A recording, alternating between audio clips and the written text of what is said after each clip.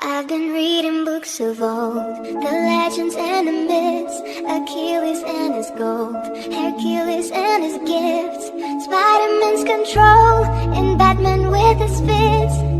And clearly I don't see myself upon that list. She said, where'd you wanna go? How much you wanna risk? I'm not looking for somebody with some superhuman gifts, some superhero, some fairy tale bliss.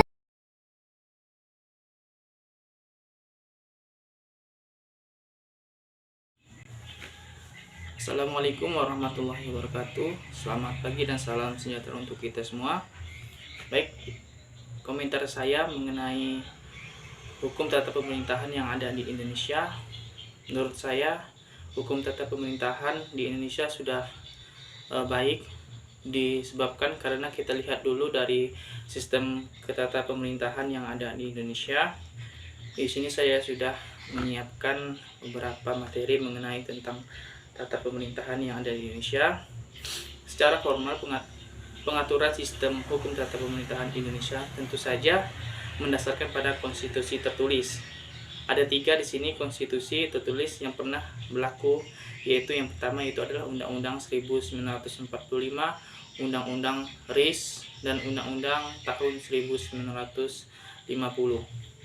Undang-Undang Dasar 1945 merupakan konstitusi tertulis pertama dan masih berlaku sampai sekarang ini.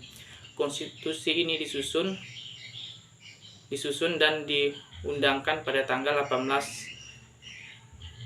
Agustus tahun 1945. Adapun ketentuan pokok mengenai sistem pemerintahan Indonesia yang diatur dalam konstitusi tertulis ini antara lain adalah sebagai berikut. Yang pertama yaitu bentuk negara kesatuan Republik Indonesia. Dengan demikian, bentuk dari negara kesatuan adalah republik. Nah, dengan demikian, kedaulatan adalah di tangan rakyat dan dilakukan sepenuhnya oleh suatu badan yang disebut dengan Majelis Permusyawaratan Rakyat atau disingkat dengan MPR. MPR ini keanggotaannya terdiri dari Dewan Perwakilan Rakyat atau DPR, merupakan suatu badan yang mempunyai peranan legislatif yang terpilih secara berkala 5 tahun sekali melalui pemilihan umum, ditambah dengan golongan-golongan serta utusan daerah yang jumlah dan pengaturannya ditetapkan di dalam Undang-Undang Dasar. Yang kedua yaitu adalah sistem pemerintahan yang digunakan. Untuk sistem pemerintahan negara Indonesia yaitu menggunakan sistem presidensial. Dengan demikian, Presiden sebagai kepala pemerintahan mempunyai kekuasaan yang sangat besar di dalam melakukan tugas-tugasnya. Untuk kelancaran tugasnya, Presiden disambing sebagai kepala eksekutif. Nah, di sini tugas Presiden merupakan tugas dari eksekutif, juga dilengkapi dengan sejumlah kekuasaan legislatif dan yudikatif. Kekuasaan legislatif yang dimaksud adalah perumusan undang-undang. Undang-undang dibuat oleh Presiden bersama dengan DPR.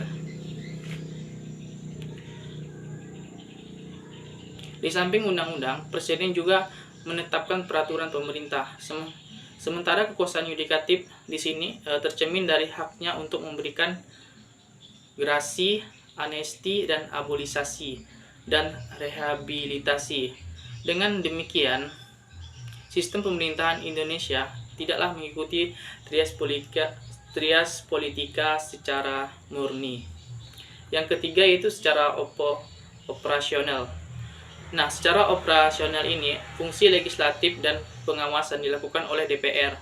Badan ini bersama-sama dengan Presiden bertugas merumuskan undang-undang. Di samping itu juga, DPR juga bertugas mengawasi pelaksanaan tugas pemerintah apakah sesuai dengan GBHN yang ditetapkan oleh MPR. Yang keempat itu adalah kekuasaan yudikatif. Dilaksanakan oleh semua Mahkamah Agung dengan susunan yang diatur di dalam undang-undang. Mahkamah Agung merupakan badan yang lepas dari pengaruh pemerintahan. Untuk menjamin kebebasan badan ini dari pengaruh pemerintah dilakukan melalui undang-undang. Yang kelima yaitu di samping undang-undang, yang disebut di atas diatur pula dalam badan-badan lain seperti Dewan Pertimbangan Agung atau DPA, yaitu suatu badan yang bertugas memberi pertimbangan pada Presiden.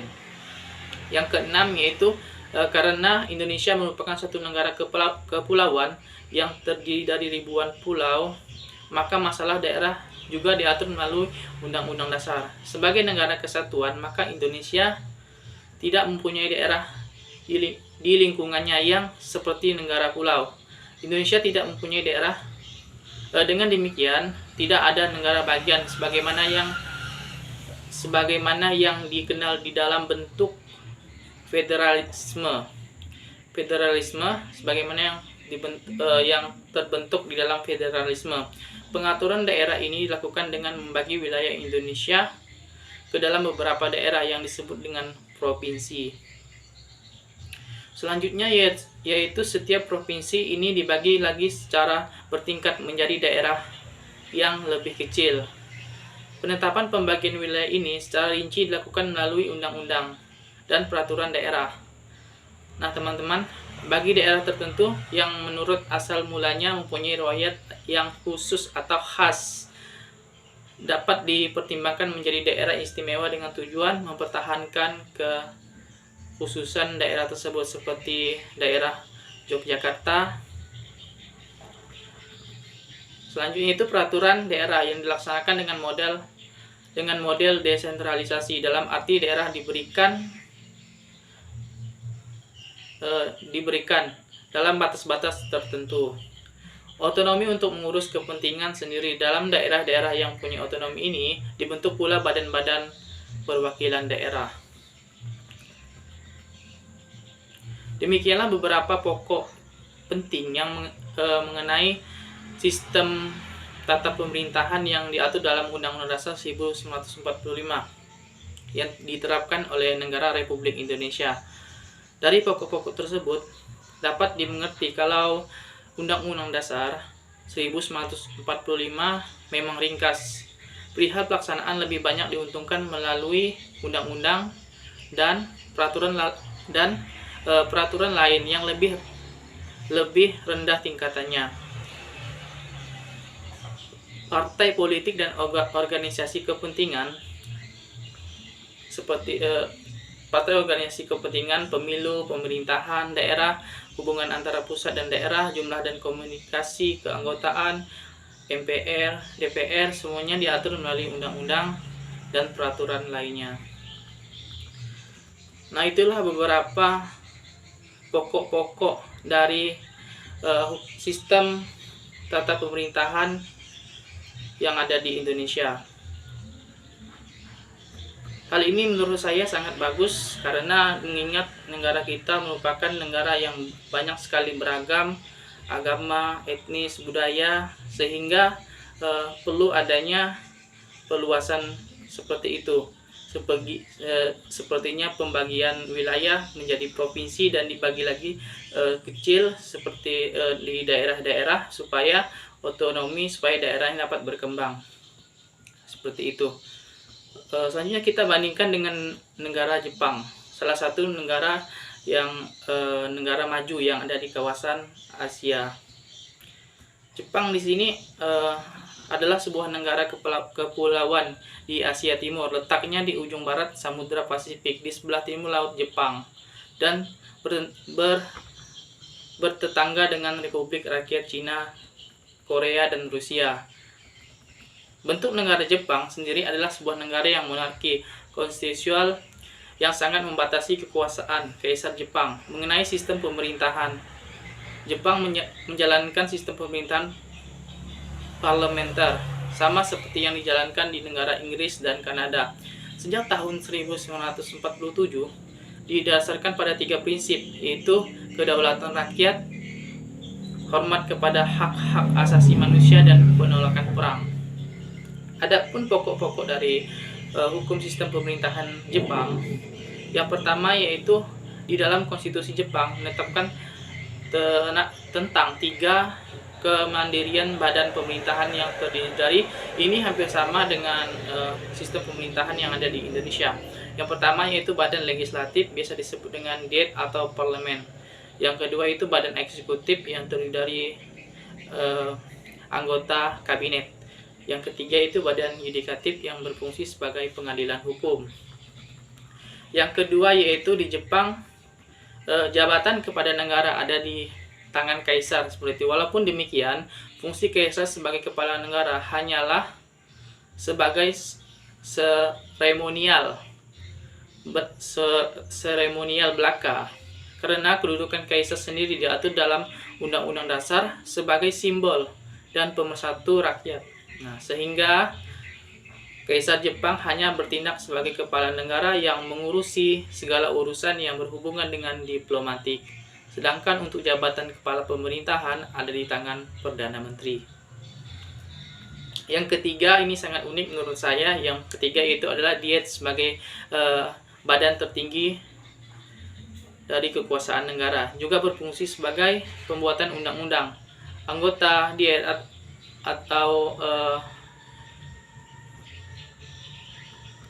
atau parlemen, Diet di sini maksudnya parlemen ya, anggota parlemen seperti itu. Di sini tugas dari Diet merupakan atau parlemen yaitu sebagai pembuat undang-undang. Anggota parlemen terdiri dari majelis rendah dengan 480 anggota dan majelis tinggi dengan 242 anggota. Para anggota parlemen akan memilih Perdana Menteri dari kalangan mereka sendiri. Kemudian Perdana Menteri terpilih akan membentuk kabinet. Nah, kabinet akan bertugas di bawah kepemimpinan Perdana Menteri.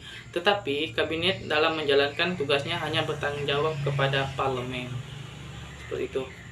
Dan untuk yang keempat yaitu kewenangan yudikatif ada di tangan Mahkamah Agung serta pengadilan-pengadilan yang lebih rendah. Di Jepang, pengadilan yang mengurusi masalah hukum terdiri dari pengadilan tinggi, pengadilan distrik, pengadilan sumber, pengadilan khusus ringan seperti pelanggaran lalu lintas. Mahkamah Agung sendiri terdiri dari Ketua Mahkamah Agung dan 14 hakim lainnya, Ketua Mahkamah Agung dan semua anggota yang ditunjuk di dalam kabinet. Berdasarkan konstitusi Jepang, parlemen atau kokai dalam bahasa Jepang adalah lembaga tertinggi negara dan lembaga yang berhak mengeluarkan kebijakan dan perundangan. Parlemen Jepang mengadopsi sistem parlemen dua kamar atau bicameral yang diterapkan juga di Inggris. Nah, ada dua badan dalam kongkai, yaitu Sangwin atau House of Representative atau majelis rendah, dan Shanghai In atau House of Councilors atau majelis tinggi. Nah, di kabinet atau Naiko di Jepang adalah di sini kabinet atau Naiko bahasa Jepangnya adalah kabinet yang merupakan koalisi dari partai-partai pemegang pemilu, dipimpin oleh seorang PM yang terpilih dari partai pemenang pemilu. Pada umumnya menteri adalah sekaligus anggota parlemen. Menteri-menteri diangkat oleh PM berdasarkan persetujuan dari parlemen.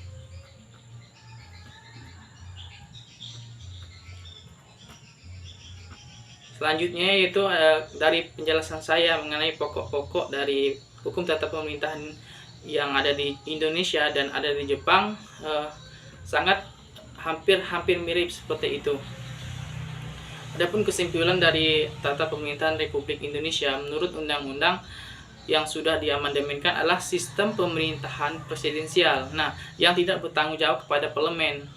Ekonomi, budaya, politik memiliki keterkaitan dalam membawa Indonesia menuju yang lebih baik. Sementara di Jepang, sebagai salah satu negara demokrasi juga, mempunyai struktur ketatanegaraan sebagai mana tersebut di atas, yang meliputi suprastruktur politik dan infrastruktur politik. Hal ini dapat dilihat dalam konstitusi tahun 1947.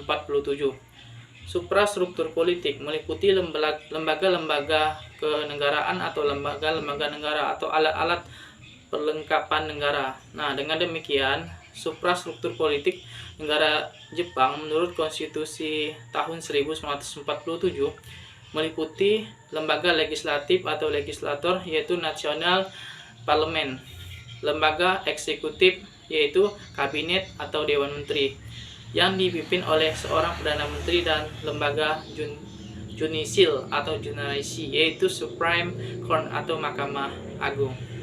Antara Indonesia maupun Jepang memiliki persamaan dalam hal budaya, ekonomi, maupun politik. Kedua negara memiliki bentuk demokrasi yang sama, sehingga dalam pembangunan ekonomi Indonesia dan Jepang sama-sama menekankan terhadap ekonomi kelautan yang demikian. Faktor penjajahan yang dilakukan Jepang terhadap Indonesia telah membuat sistem-sistem budaya dalam masyarakat memiliki persamaan. Sebagai contoh, penghormatan terhadap politik, penghormatan terhadap yang lebih tua menjadi moral paling tinggi di Jepang. Dalam kepemerintahan dan politik, dua negara sama-sama menerapkan sistem demokrasi. Namun, ini menjadi garis bawah. Namun dalam pelaksanaan kepemerintahan Indonesia dilaksanakan oleh presiden, sedangkan di Jepang Perdana Menteri. Nah, kaisar hanya dijadikan sebagai simbol pemersatu rakyat. Mungkin itu pendapat atau komentar dari saya mengenai hukum tata pemerintahan Indonesia bila dibandingkan dengan hukum tata pemerintahan negara yang sudah maju. Saya ambil di sini yaitu negara Jepang, merupakan salah satu negara maju yang ada di kawasan Asia. Mungkin itu saja yang dapat saya sampaikan. Mohon maaf apabila ada kekurangan dalam penyampaian. Terima kasih atas waktu yang telah diberikan. Wassalamualaikum warahmatullahi wabarakatuh.